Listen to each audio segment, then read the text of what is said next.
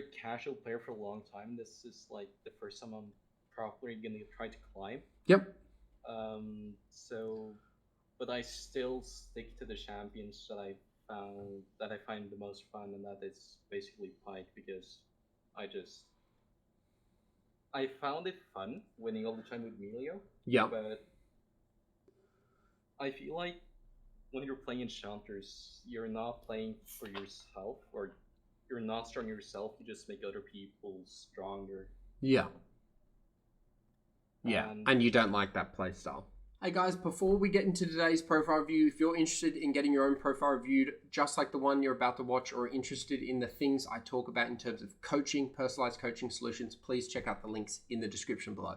Let's get into the video. The way these calls usually go, we got half an hour and we can really take it wherever you want to go. I think the end goal for you that you'll find most valuable is basically what are the biggest issues holding you back from you getting to where you want to be in League of Legends. So whether it's a goal rank or, you want to play professionally or you want to be a streamer. Talk to me about your season so far, what's been happening, and then I'll see how I can help you, whether it's advice, additional coaching or Yeah, so like the season has been very like up and down for me. I've had like these massive win streaks where I may like win 10 plus games in a row and these massive lose streaks. Yep. And in the start, I played a lot of Melio and Soraka, but I kind of grew tired of playing Enchanter, so I switched more to Pike. Yep. Which I find a lot more fun, but I feel like his impact late game is like he's very weak late game. I feel like so I struggle. I feel like I usually can get a lead in lane, but I struggle to like take it further into mid game and such. Yeah. And I think like my end goal, or at least this split, I wanna hit Plat before the split ends, which is in like approximately 2 days. Yeah, I think it'll be around the 20th of July. Okay, cool. Okay, so you're a support main. I'll just repeat this back. You had early success on Enchanters, but you got a bit bored of that. So you've switched to Pike, not having as much success on your Pike as you were on your Enchanters, and you're struggling kind of with that mid game of Pike, and the end goal is to hit Plat. Okay, and so for this goal to hit Plat, what is more important? Is it you just want to get there and you don't really care who you play, or do you want to get there playing Pike? I think I would need to play Pike or something that's strong early game or in lane because I grew tired of because I played a lot of Melio and had a lot of success in her. Yep. But, like I found it so boring, like just spamming games with her. Okay, got it. So okay, so you're not willing to, let's say, grind Melio out for the rest of the season just to hit Plat, and then next split we say focus on the Pike, because I'm just trying to figure out how for you to reach that short-term goal in 2 weeks, because I think your biggest success or highest chance of getting to that Plat goal, I know you want to play more Pike and I know you find Melio boring, but if that goal is really what you want to achieve in the next 2 weeks, I would say we keep spamming Melio. And then... I mean, I feel like the champ is completely busted as well. Yeah. And then I would say what we do is next split we focus on the Pike. But also if you're like, I don't really care if I get Plat this season or next season, you can keep playing the Pike and kind of continue what you're doing right now. Because it is working. I'm looking at your account. I know you've got this 80% win rate on Melio, but I would almost like a really good split like this where you're playing, almost 50-50 or even like 60-40 I can see. So of your last 40 games, 23 of them were on Pike and then 10 of them were on Melio. So even if you could do like a 50-50 split or a 60-40 split to favor Melio, you could get to Plat just doing that. Yeah, I mean, that's definitely interesting because, like, I spam Millions Rock and now I've only played Pike recently. Yeah, and your overall Pike win rate is is a little low, but your recent matches is quite good, which is quite interesting. I'm not sure. This must be a glitch because it's saying 45%, but then it's saying 57% here, and I really don't understand how this is. It might be because like at the start Oh, of the season, there we go. my We've got more games now. Yeah, yeah, the start of my season, my pike went very poorly. yeah.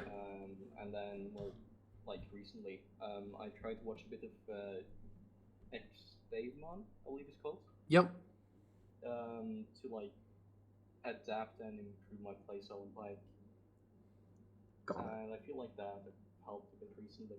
Yeah, and just generally, you're going to find this a lot with Pike compared to enchanters like Milio. Milio is really consistent, but you trade off that excitement for boredom, but you also get a lot more consistent results, less frustrating gameplay, etc., when you play enchanters like Soraka and Milio, because they're just all round stronger and more versatile than Pike. Because they can play from behind, they can play from ahead, and they're both quite good. Whereas, as you're already figuring out with Pike, is you can have a really strong early game and you can win early game hard, but then he really does fall off a lot in the mid to late game. And his mid to late game role is almost like he's just like a vision control bot, and then he's kind of looking for picks or creating chaos. And it's a very coin flip kind of gameplay, and some people just struggle to find consistent success on it.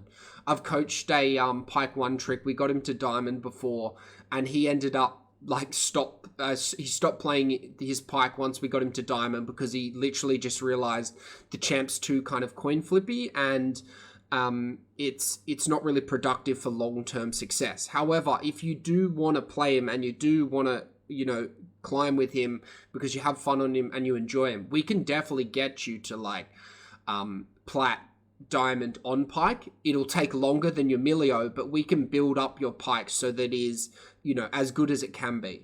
But just understanding that the Milio, Soraka, they're always going to be more successful champions to climb with in the support meta at the moment and for the foreseeable future. Yeah, I've noticed how Pike can be extremely coin flippy. Especially like, let's say if like the level 2 fight doesn't work out and you end up behind, it can be really tough to come back, and like sometimes you're like just almost completely useless for the rest of the game. Yeah, try to hit the ground. And how I would almost see you implementing Pike in terms of the long term, unless you really want to be like a Pike main or something, is I would say if you're blind picking or it's an unfavorable matchup for Pike, you just go your Milio, right? And then when it's a favorable matchup for Pike, you play your Pike. And so you're basically setting your Pike gameplay up for the highest chances of winning, while you're also not going, oh, fuck, I'm going to play Pike into, I don't know, like Poppy support or something as an example, and it would just go terribly because she basically counters you entirely. I would recommend a playstyle like that. Could work in the long term as well. So you're still playing the Milio, even though you find him boring, but we're also playing Pike in the really fun, favorable matchups, which is reducing those errors of like, oh shit, mid game, I become really useless, or oh, this is a shit matchup, I'm going to fall behind, etc., etc. Does that sound like a plan, or you don't really want to go that route? Yeah, I mean, it sounds like a plan, but I feel like Pike. I feel like Pike has like not a lot of good matchups, but a lot of decent matchups. Like you can basically play him into any enchanter, maybe except Soraka. Yep. And he's also fine against most engaged supports. So I often try to trade with like another laner to just like pick first. So I very often blind pick. Okay. Okay. So, well, I mean, it's kind of working, right? I mean, in your last whatever 16 games on Pike, you got a 56% win rate, which is more than enough to get you to platinum. In your last 23 games, you got a 57%. So I think you can basically continue doing the strategy you're doing, and you'll eventually get to plat. Whether or not you'll get there in the next 2 weeks, again, comes back to that. Well, you'll basically 90% guaranteed get there if you focus on your Milio. But if you continue going the way you're going, there's probably like a 60 to 70% chance you'll hit platinum. if you can maintain this, like, let's say 55% win rate over your next 40 games before the split ends? Yeah, it sounds achievable, but it's very coin flippy. I'm looking at like some of my pike stats, and like some games go very well, and like some I just brain fist basically.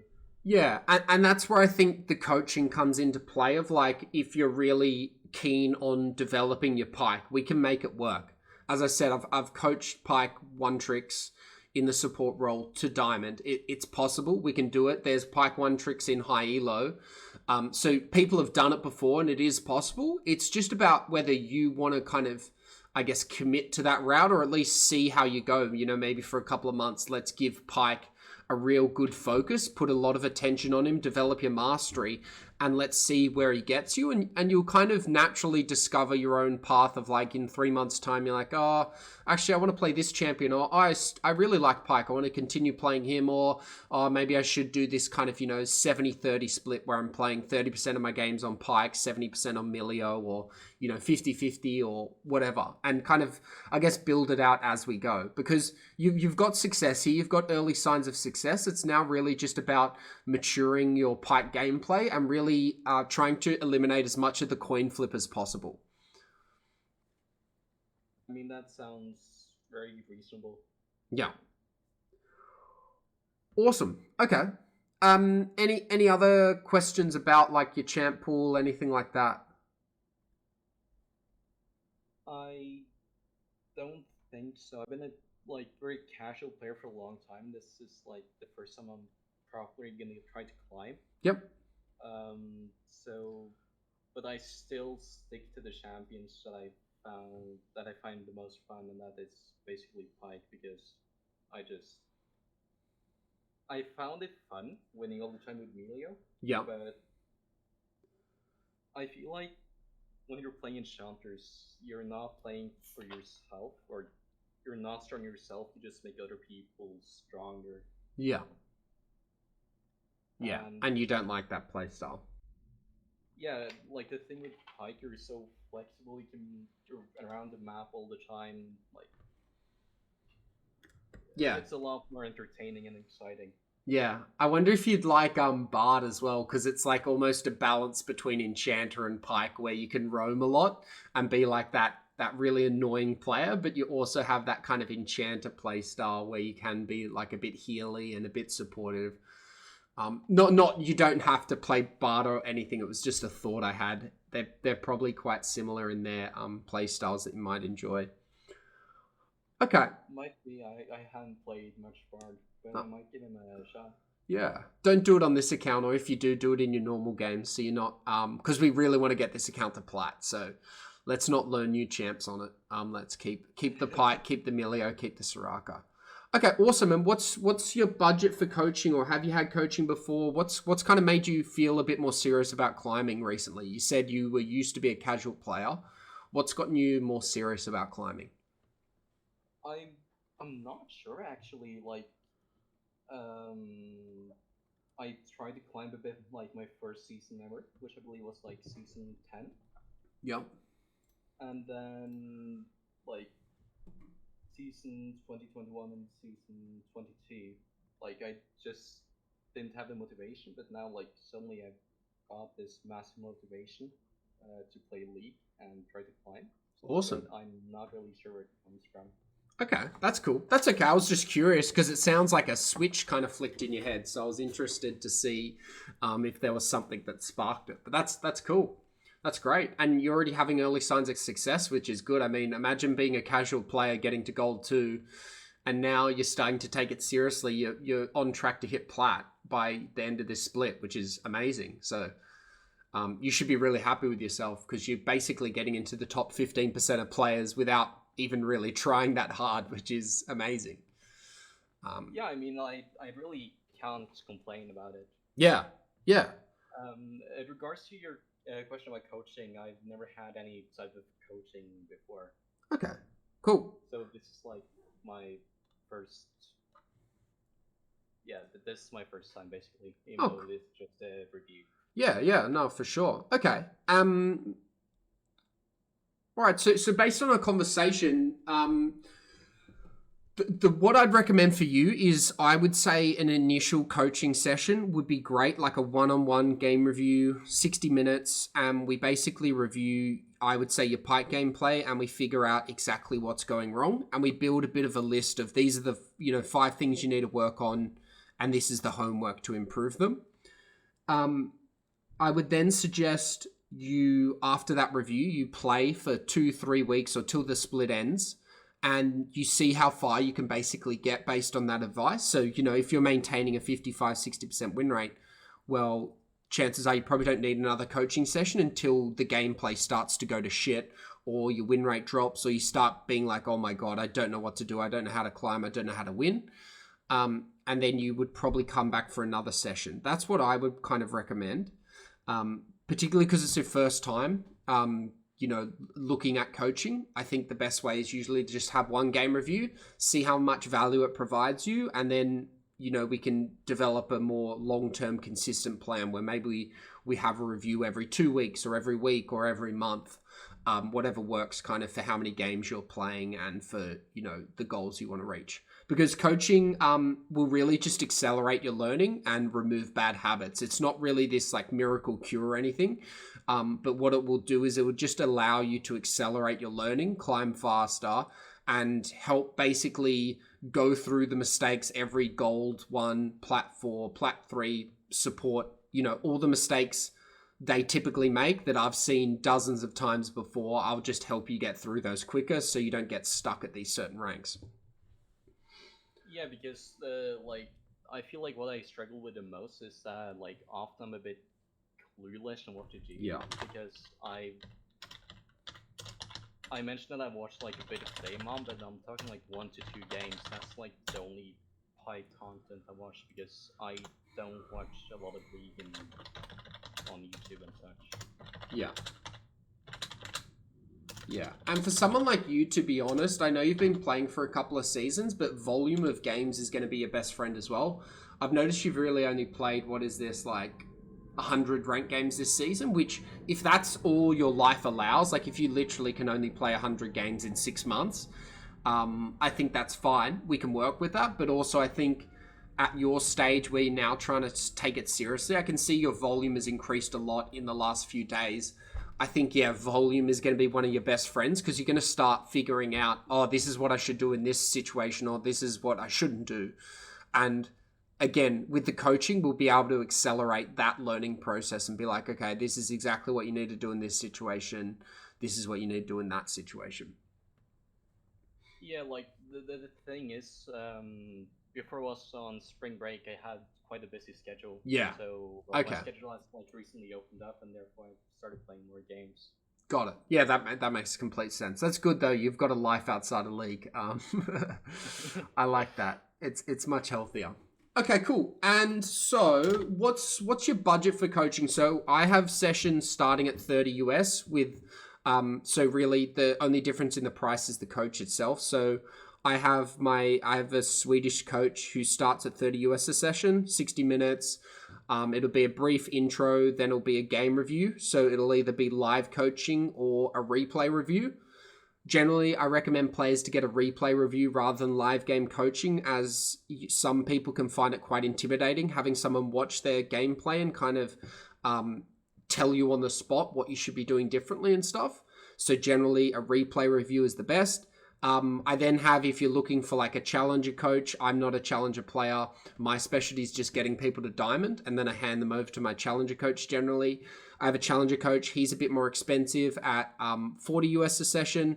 And then myself, I charge out at 45 US a session. So for someone like you, I would recommend my Swedish coach as a start off, and then seeing how that goes, if that's within your budget, seeing how that goes. And then if you really like him, we can talk about, a more consistent plan, or we can talk about getting coaching with me or my challenger coach, or really basically building a custom solution based on what you need after that first review.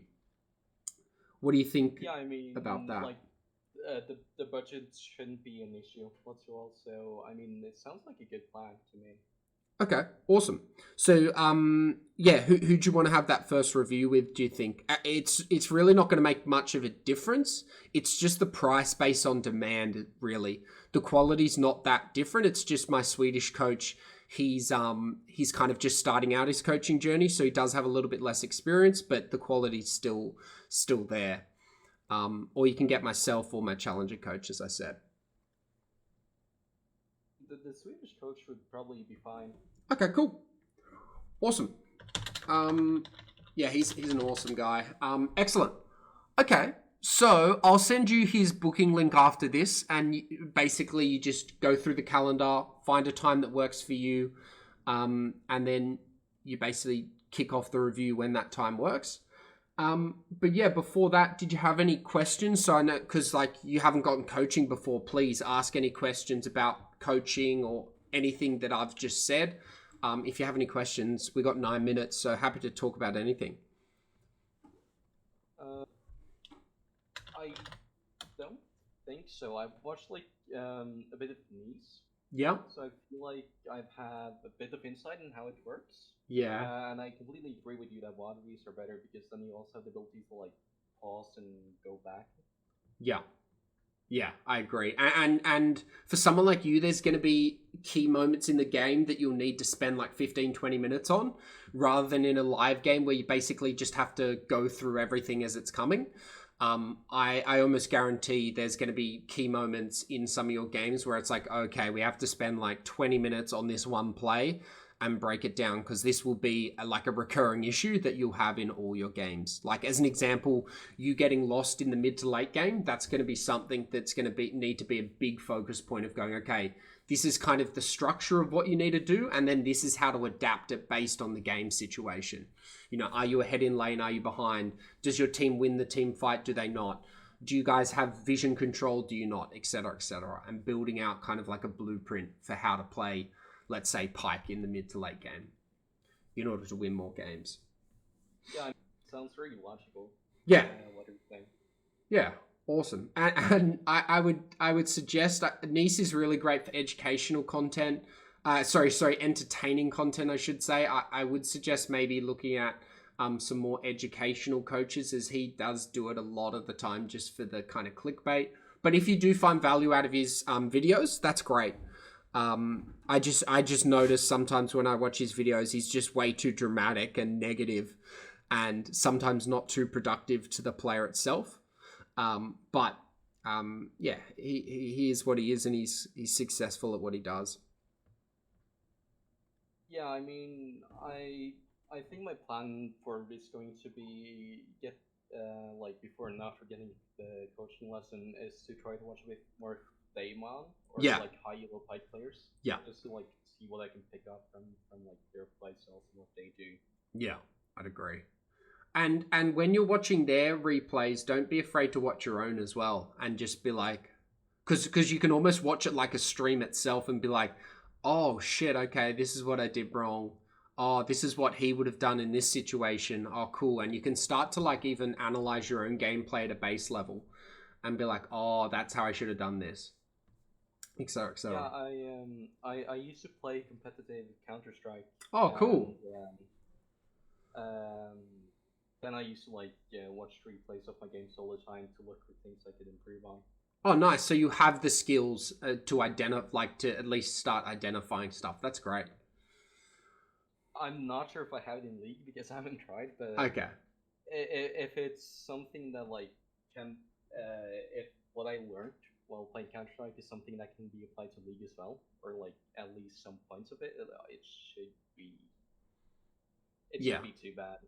It's also a skill we can teach in our coaching as well. So like, I wouldn't recommend it in your first session because it will just be you trying to focus on too much at once. But let's say if we do more regular coaching, we could definitely look at, okay, how to review your own gameplay. And we would basically teach you while watching you, basically, okay, you look at this replay of your own gameplay and start pointing out details, and then we'll jump in, you know, if you miss something or you analyze this part wrong, or open you up to a new suggestion. But you'll kind of see that in your first review. You'll be like, oh, this is how you review a game. and our coaches will start opening you up. You'll probably go, okay, these are the two things I can do in this situation. And generally as a coach, we'll be like, well, have you thought about this situation? Or this is why this situation, or this choice is the best choice in this certain situation. You'll kind of start to go, oh, okay, that's how you think about a game when you're reviewing it. Oh, cool, okay. And so you'll start to learn a lot of skills in reviewing as well, just through having a coach look at your gameplay with you, which is great, because that sounds like something you want to do. Yeah, and one question, like, would you recommend websites like Mobalytics to look at stats to, like, maybe from there identify things you should improve on, or is, like, that not something you should do? I think it's really good. So I like op.gg for like just blanket picture of like, okay, this champion's good on this player, this champion isn't. So like, for example, if I was just looking at your account and I didn't know anything about you, I'd be like, just one trick Emilio, because he's an 80% win rate over 30 games. You know, that's your highest win rate with a high volume of games. So that's op.gg is good for that. Then Mobalytics, what I like to use it for is really goal difference at 15. So this is a big indicator of, okay, does this player consistently win laning phase or do they lose laning phase? That's a really good indicator of going, okay, laning phase is technically one of the most important phases of the game. So if this guy is going behind at 15 minutes, it means he's doing something wrong. And then I'd be like, okay, I probably need to dedicate a whole session with this guy, maybe even multiple, on how to play laning phase, playing X champion or playing X role. And, you know, so I like it as that. Again, I'm looking at it from a coaching perspective. From a you perspective, it applies the same thing. It's like, if you're like, fuck, I don't know which champions to play to climb, well, you'd go, well, Milio's my best champ to climb. In here, it's like, okay, what am I doing wrong in my game? Oh, fuck, okay, I'm negative 74 gold on average when I play support at 15 minutes. That is maybe something I need to work on. Or then you go, well, oh, my Milio's actually negative 300. So I'm really good at my mid game and my late game and actually winning the game because I got a 78% win rate. But in terms of things, if I was looking at improving my Milio, oh fuck, I need to watch my early game and figure out what am I doing wrong. Am I dying too much? Am I not recalling at the right time? Am I warding incorrectly, which is causing jungle ganks? Do I not know how to play this matchup? So it's really good at pointing you in the right direction, and then you've got to ask those more specific questions based on the stats. I think this is a good stat as well to look at. Like you're not buying enough control wards as a support. If you're a support, you should be averaging like one control ward every 5 minutes, I would say. So given that the average game goes for about 28 minutes, you should be buying like 4 to 5 control wards a game. So again, a little blanket stat like that, you might not even realize that, but me looking at your Mobalytics and having reviewed and coached a lot of support players and play support myself, you're not buying enough control wards, which is a great insight to probably your overall vision theory and, you know, how you approach vision in the game. And then, yeah, you can use it as baseline stuff like that. But other than that, I wouldn't look too much into it. You can look at the kill rate as well. And then if you really if you're like a one trick and you're trying to figure out what are your toughest matchups, so you could look at this and be like, oh shit, you know, I'm really bad against Thresh. Okay, what do I need to do to play that matchup better, as an example? Yeah, that makes sense. Yeah. So you can see here, oh shit, your brand, you've got a 0% win rate, but it's only over 2 games because you just don't have that many games played yet. But we can see the Thresh, you struggle quite a lot against the Thresh. I mean, you've got a 20% win rate as an example. So maybe Milio is better, or maybe, you know, yeah, like, so maybe I need to pick Milio into the Thresh matchup because I just struggle as a Pike too much in it. Yeah, that sounds really logical. Yeah, so I'd use it like to basically push you in the right direction. If you're like really lost on like, oh fuck, I know I'm doing something wrong, but I don't know what I'm doing wrong exactly. That's when I'd say like use Mobalytics maybe to try and gather some insights, but don't over analyze it too much. Okay, yeah. That makes sense. Yeah, I'd also suggest if you don't have it already, like get the Mobalytics overlay or they all, or whatever Professor, they all have in-game overlays, but they're really useful for like looking at dragon timers and stuff like that. So if you don't have, No, I'm totally dependent on those. I have yeah, like yeah, they're so really many. good. They're awesome. So keep doing those. They're good. Yeah, I also find it very helpful with runes and stuff. As I haven't like really looked too much at that. Yeah, yeah. It's really great for baseline room builds, and then you just make sure you like should review them yourself in each game and be like, oh, maybe I'll change this to that, but based on the matchup and stuff. But that we can coach that as well if you are looking at watch how itemization, rune paths, all that kind of stuff. That makes sense. Cool. All right. Well, it was great chatting to you. Did you have any other questions before we wrap this up? No, I don't believe so. Awesome. Well, I will send you the booking link to my Swedish coach. I think, as I said, I think we can definitely get you to platinum by the end of this split, which is your great short-term goal. And then next split, we can really look at going, okay, let's develop this pike. And I think your first review should be with your pike because you're keen on him. And I think he can be one of your tools to climb. So I'm really keen for that to be part of your strategy. And then, yeah, as I said, we can look at, the next split strategy, as it comes. That sounds great. Cool. All right, Magnus. Well, great talking to you. Sorry, I guess I kept you up a little late, but glad we had this chat. Yeah, no worries. I'm probably not going to go to bed for another couple of hours. Oh, okay, good. I don't feel so bad then. Play some League or something. I'll also invite you to our Discord. I don't know if you're in the Discord yet. I'll invite you if you're not. Yeah, no, I'm in it. Okay, cool. We have some we do weekly events in there as well, so I'll give you a free trial to that as well once you book the session. It's usually $10 a month or free with if you get regular coaching. But I'll give you a little free trial once if you do your first booking because we run weekly group training there. I can actually show you on screen.